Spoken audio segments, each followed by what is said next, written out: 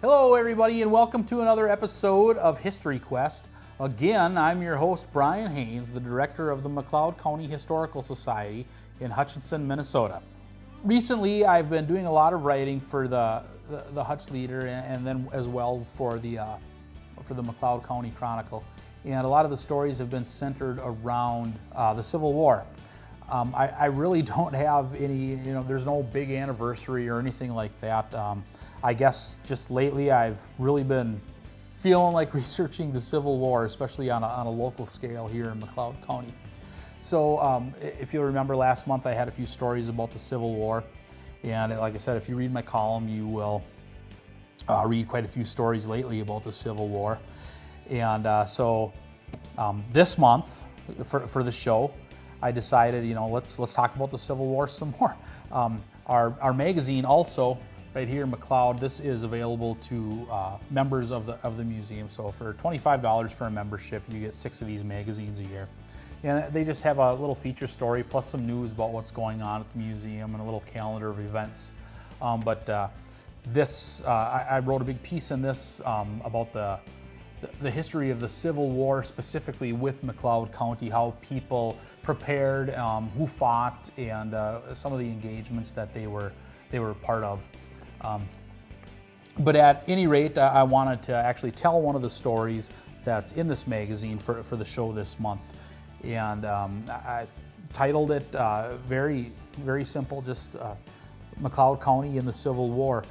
I kind of touch on it throughout the story, but I've always really been amazed at how many people, not just in McLeod County, but in Minnesota in general, that were willing to give up everything that they were building out here on the frontier and run down south to fight the Confederates. And the reason that it amazes me is, in a lot of ways, when I look back to that time, the troubles that are going on down south, I'm not sure how they affect everybody up here.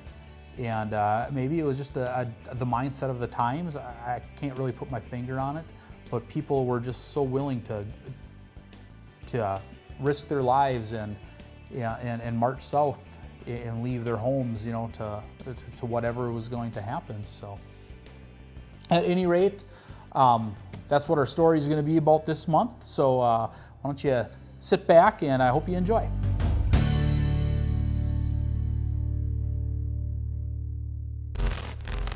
May 1861. It was an extraordinary spring. It was spring, yet the icy grip of winter failed to relinquish its grasp on the upper Midwest in a delayed winter's thaw. Instead of the long-awaited warm weather, May began with snow and heavy frost that had yet to cease by the end of the month. Bad weather enveloped much of the Midwest, yet the outlook in McLeod County was positive. The area was attracting immigrants in large numbers. School enumerations showed 260 students spread through Hutchinson, Glencoe, and Kaniska. In addition, the people were all fed. The fall harvest of the year before had been so bountiful that it was reported in Glencoe buttered bread was so cheap even a hungry dog wouldn't eat it. Despite the jubilant outlook that the settlers had, the threat of war hung over the nation like a dark storm cloud. The election of 1860 proved to be turbulent, and people of McLeod County took full interest in it, even though there were only a few number of voters in the area. The Republican Party, a new and progressive party in 1860, found several sympathizers in McLeod County. Be that as it may, the more conservative and long-time honored Democrats still found loyal support as well. Running under the Republican ticket was the tall, lanky, and controversial Abraham Lincoln. On the flip side was Stephen Douglas, an ardent Democrat who was widely supported by the southern half of the United States. The election was tumultuous to say the least. Lincoln, a progressive politician with anti-slavery sentiment, was viewed as vile by the pro-slave states in the South. Several of the southern states did not even have Lincoln present on their ballots. Democrats feared that Lincoln would abolish slavery during his term and thus destroy the Southern economy as a result. As the October elections came to a close, and it became clear that Lincoln would be elected president, Many in the South began to denounce the Union and threaten secession. On December 20th, 1860, South Carolina became the first of 11 states that chose to leave the Union and form their own confederation of states. Though far away from the troubles in the South, the settlers in McLeod County knew well the implications that Southern secession would have on the United States. Most in the county were against secession and did not support the rebellion against the Union in any shape or form. And though several Democrats lived in the area, nearly all voters of both political parties unanimously were on the same side when it came to secession. On April 12, 1861, it became apparent that war was inevitable when Southern troops attacked Union troops garrisoned in Fort Sumter in Charleston, North Carolina. 2 days later, President Lincoln called for 75,000 volunteers to fill the ranks of the Union Army. Almost immediately, war meetings were held in Hutchinson and in Glencoe. In Glencoe, Colonel John Stevens addressed the assembly, stating there was no just cause for the actions of the southern states, and that residents in McLeod County should raise a company of volunteers for their own protection if nothing else. He feared the government forts in Minnesota would be evacuated to fight the Confederates, and though he did not fear any depredations by the Indians in Minnesota, a volunteer company would do much to sway any fears other settlers may have had about living on the frontier with no military presence.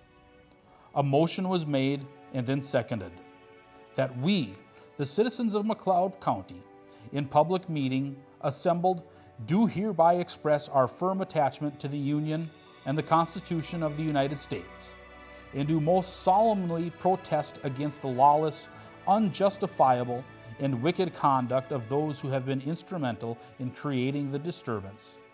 Resolved, that the citizens of this county will use their best endeavors to raise a volunteer company in response to the patriotic call of His Excellency the Governor. A committee was created and appointed to fill the ranks of the volunteer force. The company was designated B, 19th Regiment, Minnesota State Militia, and was commanded by Colonel T.C. Jewett of Forest City. The Glencoe Weekly Register reported that members of the company were as fine a body of men as need be. The company is composed of first-class and first-best citizens. The company is simply raised for home protection, though there are a good many members who would not hesitate if called upon to go south. They will drill once a week. We are glad to learn that our Forest City neighbors have also raised a company of volunteers. So I've always found it pretty amazing how people who were living on the frontier in 1861, especially here in McLeod County, were so ready to leave life behind and join the ranks of the Union Army. You have to remember that during much of the 19th century, basically until the end of the Civil War, people considered their state as their country. They didn't look at the United States or the federal government so much as their country. But if you were living in Minnesota, Minnesota was essentially your nation. Or if you were living in Virginia, Virginia was essentially your nation. For example, Confederate General Robert E. Lee was a rising star in the Union Army. And he was one of their top generals. And prior to the outbreak of war, Lincoln actually offered him the job as the main general for the Union Army. And Lee, who detested slavery and would have liked to have seen it abolished eventually, considered the offer. The only thing that really drove him away was that Virginia had seceded from the Union. And his reply to Abraham Lincoln was, thank you for wanting to make me the general of the Union Army. Unfortunately, I cannot raise my sword against my own country. And like I was saying, he viewed Virginia as more than just the state he was born in. That was his country. And I think this is really a feeling that goes all the way back to the Revolutionary War when the colonies had seceded from or not really seceded, but had, sent their Declaration of Independence to the British, in sense saying, we're on our own out here. And it was more, they weren't forming really a union at that point other than to fight the British. And so that federal government, that United States, was really took a second or a back seat to your state specifically, at least how a lot of people felt about their state. So you have these men, fighting-aged men who are living in Minnesota, and they come from out east, some of them fresh off the boat. They come to Minnesota, a lot of them have a wife, maybe a couple of really small children, and they come out here with nothing, whatever meager possessions they can carry and the clothes on their backs. They come to Minnesota, they stake out a claim, they build a house out of logs, essentially building a house out of sticks that they can find on the countryside, the logs that they can fell and build a home. They build a barn, they get a few animals. They're trying to raise their kids the best that they can. And this war comes up, the Southerners fire on Fort Sumter, and they're more than willing to just up and leave.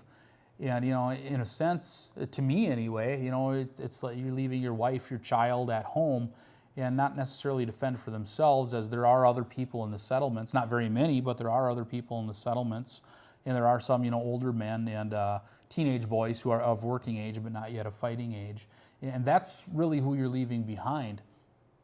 And again, it's like you're leaving them behind all on their own. So if something were to happen to one of these young men, what's to happen of their family? What's to happen of their wives and their children who, in 1860, I think were a lot more hard-pressed to make it in the world than they would be today as a single mother. So to be one of these men who left to go to war, that's some real dedication to the cause. And of course, at that time, the cause is to preserve the Union. Slavery is kind of the elephant in the room, the main driving force behind the war, but there were other aspects involved as well. And to some extent, slavery wasn't brought to the forefront of the war until the Emancipation Proclamation. And part of that reasoning is the North was losing the war, and they needed basically a battle cry. Preserving the Union wasn't enough of a battle cry to get people out there.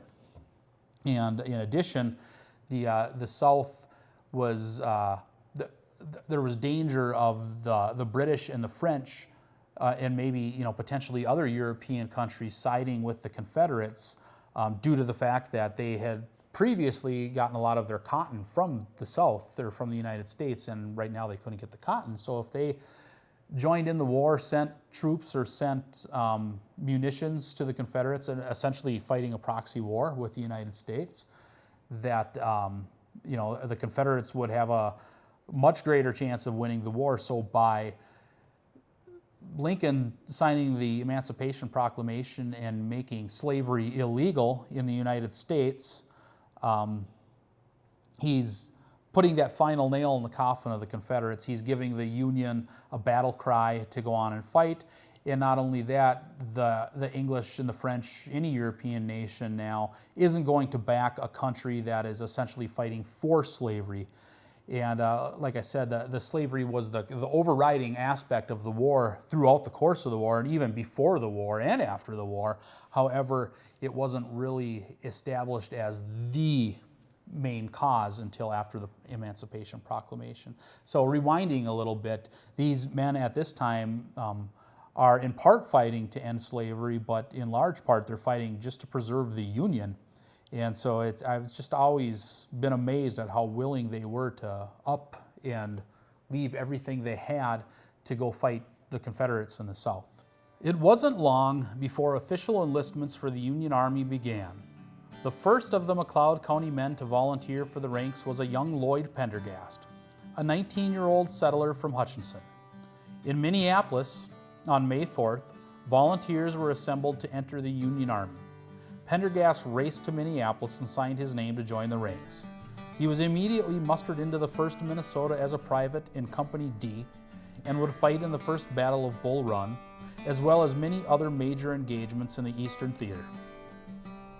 Pendergast may have been the first to enlist, but he certainly wasn't the last.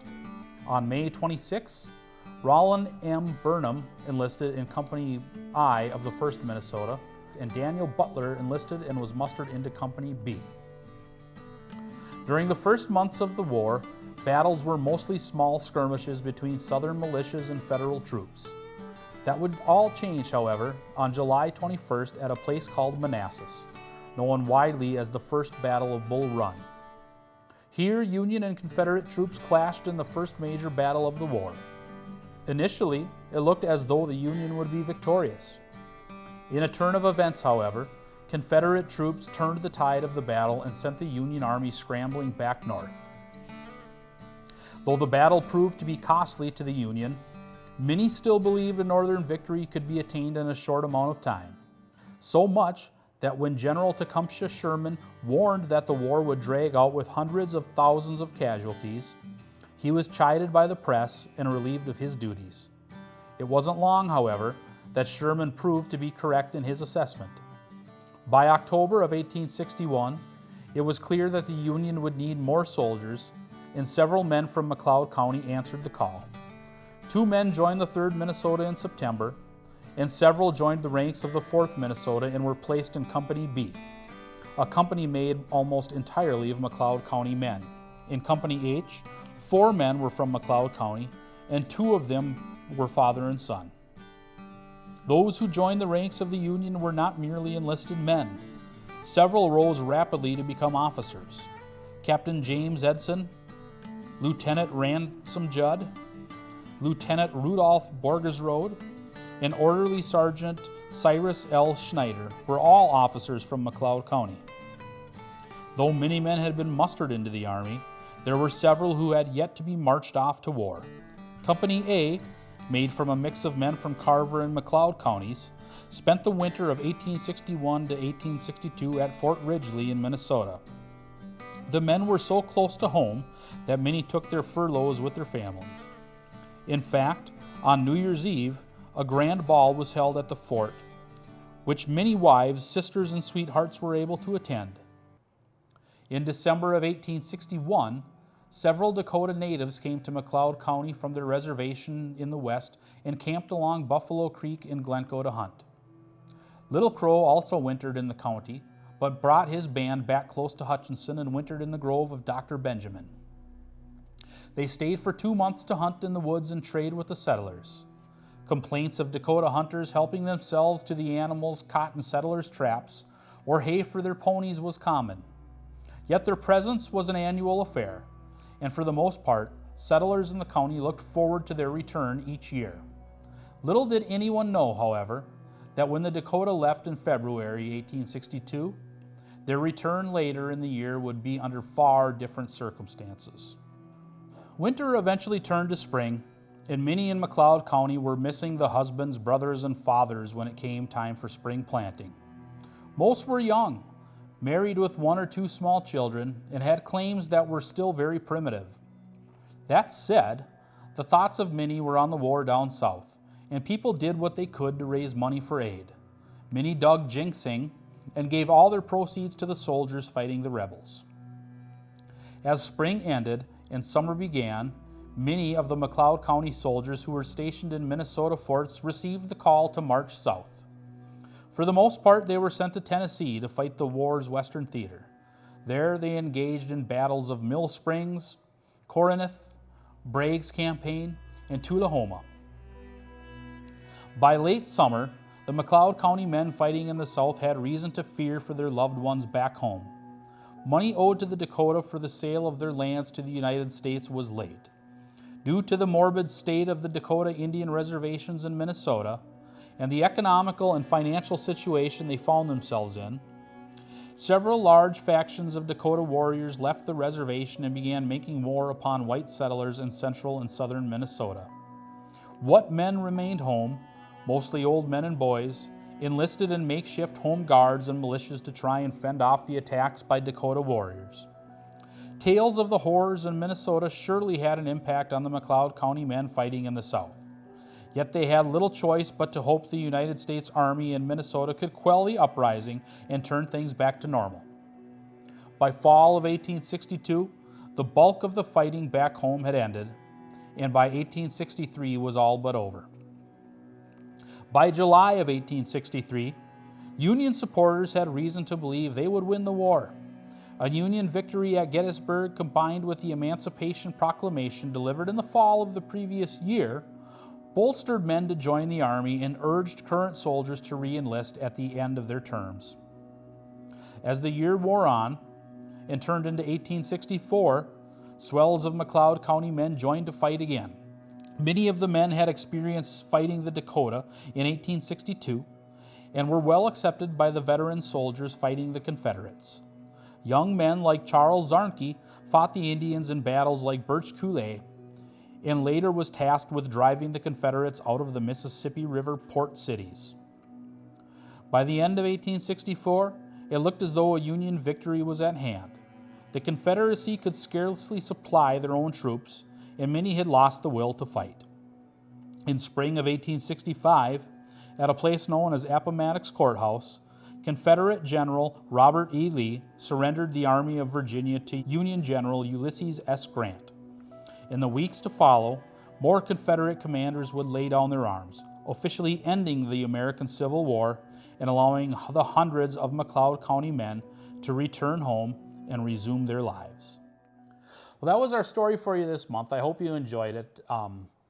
Like I said before the story, when I was introducing it, it's really a subject that I've been enthralled with lately, and especially here in McLeod County, because so many men went off and fought the war. And there were so many heroic deeds as well. There was the case of Axel Reed, who from the Glencoe area, who joined the ranks of the Union. He was arrested at one point while he was in the Army, and during a battle, he basically begged his guards to unshackle him so he could go in and fight. And he would later, during one of the battles, the color guard would fall, and Reed would go and he grabbed the flag and ran with the flag to keep his unit together.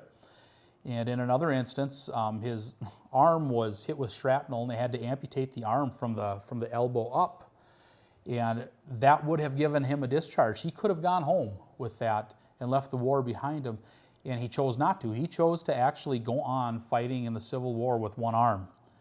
And through all of his heroics, he was awarded the Congressional Medal of Honor for doing so, the highest honor that can be bestowed on an American soldier.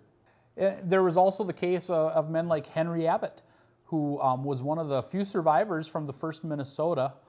If you're not familiar, the 1st Minnesota played a big part in the Battle of Gettysburg, and they stood up to a charge and were completely decimated. There were very, very few survivors in the 1st Minnesota, and Henry Abbott was one of them, and he's buried right here in McLeod County. He was kind of from the Biskie, Kaniska area, and so there's many cases of very heroic soldiers from McLeod County.